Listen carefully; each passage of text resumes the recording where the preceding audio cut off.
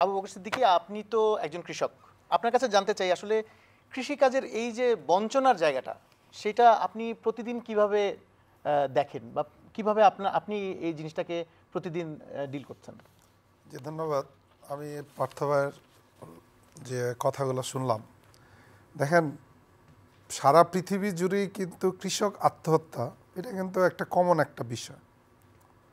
এখন আমাদের দেশের কৃষক আত্মহত্যাটা আরও অনেক বড় আকারে ধারণ করত।